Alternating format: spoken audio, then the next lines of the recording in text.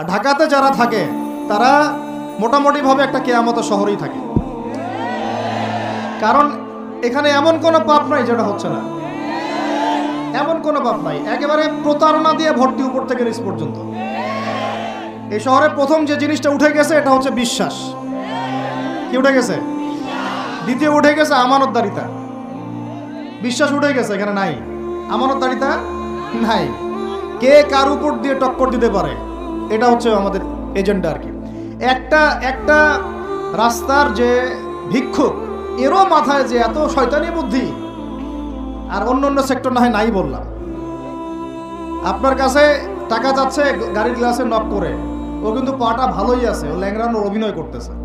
কত বুদ্ধি! কেউ আবার ইচ্ছা করে একটা আঙ্গুল বা হাত কাটে নিয়েছে, ইচ্ছা করে কাটছে, সারা জীবন কোনো কাজ করা লাগবে না, এটা করেই খাবে। কেউ আবার ইচ্ছা করে হিজড়া হচ্ছে এই শহরে, এটা সারা জীবন কাজ করা লাগবে না, এমনি খাবে। কত বুদ্ধি মানুষের মাথায়, চিন্তা করছেন?